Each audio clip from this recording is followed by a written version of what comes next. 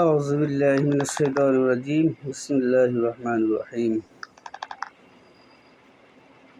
এখন আলোচনা করব ঘুষ সম্পর্কে সংক্ষিপ্ত। ঘুষ শব্দ হলো সুদ, ঘুষ একই সমতুল্য। যেমন গ্রামীণ ব্যাংক, এনজিও, ব্র্যাক ব্যাংক, তারা যে সকল লেনাদেনা করে, এই লেনাদেনার মধ্যে তারা আপনার সুদের অংশ বেশি রাখে। এই সুদের অংশটা রাসূলুল্লাহ সাল্লাল্লাহু আলাইহি সাল্লাম বলেছেন, সুদের সর্বনিম্ন যে গুনাহ, এটা হলো নিজের মায়ের সাথে জিনা করার সমতুল্য। আল্লাহু আকবার। ঘুষ অর্থ উপার্জনে আরেকটি হলো হারাম পদ্ধতি। ঘুষের কারণে মানব কল্যাণ অনেক ক্ষতি হয়। ঘুষখোর একদিকে নিজের কর্তব্য কাজের অবহেলা করে, অন্যদিকে মানুষের তাদের বৈধ অধিকার থেকে বঞ্চিত করে। আব্দুল্লাহ ইবনুল আমর রাদিয়াল্লাহু তাআলা আনহু বলেন, লাআনা রাসূলুল্লাহ সাল্লাল্লাহু আলাইহি ওয়াসাল্লাম আর-রাশিআতু আল-আমারুহুন তাসীরা। রাসূলুল্লাহ সাল্লাল্লাহু আলাইহি ওয়াসাল্লাম বলেন, ঘুষদাতা, ঘুষ গ্রহীতা উভয়কে অভিশাপ দিয়েছেন।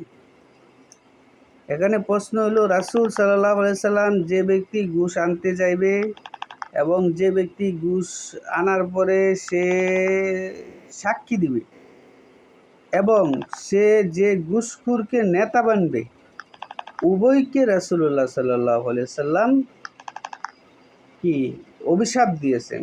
আব্দুল্লাহ ইবনে উমর রাদিয়াল্লাহু তাআলা আনহু হতে বর্ণিত, রাসূলুল্লাহ সাল্লাল্লাহু আলাইহি সাল্লাম বলেন, আর-রাশিউল আল-মারাদিহুন আন তাসিরু ফিন-নার।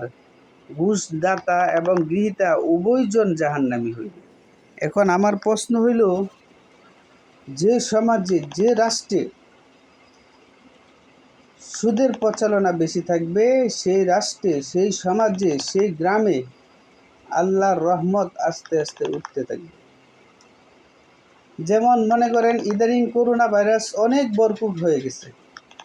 এই ভরপুর হয়েছে একমাত্র কারণ অন্তর্বর্তীকালীন সরকার অনেকই হতে পারত, কিন্তু একজন যে ঘুষখোর, তামাম বাংলাদেশের মধ্যে সবচাইতে বেশি মায়ের সাথে জিনা করার যে আচরণটা প্রচলন করছে, একমাত্র ডক্টর ইউনূস।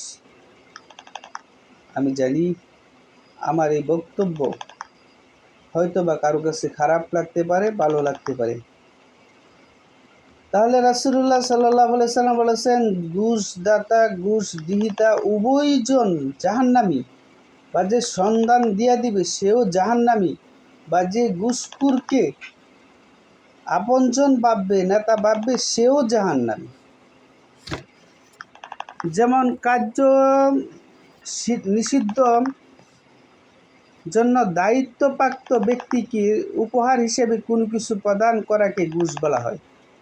এখন মনে করেন, আপনি একটি ফাইল আটকে রয়েছে, আপনি 500 টাকা দিলেন, এই টাকা দেওয়ার পর আপনার ফাইল স্বাক্ষর করছে, এটাও ঘুষ। যিনি ঘুষ গ্রহণ করছে সেও জাহান্নামী, যে দিছে সেও জাহান্নামী। এটা দায়িত্বপ্রাপ্ত ব্যক্তি কর্মস্থানকে নষ্ট করে দেয়, মনের ভিতরে সর্বদাই উপরি পারবার লোভ তৈরি করে দেয়। যে ব্যক্তি ঘুষ খায়, ঘুষ দেয়, তার অন্তরের মধ্যে দয়া থাকে না। যাই হোক, তাই ইসলাম ঘুষদাতা, ঘুষ গ্রহীতাকে সমান অপরাধের অপরাধী হিসেবে চিহ্নিত করেছেন।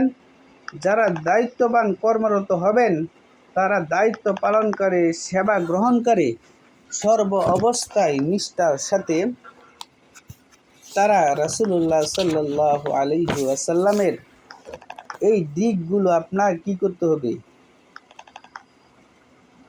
থাকতে হবে।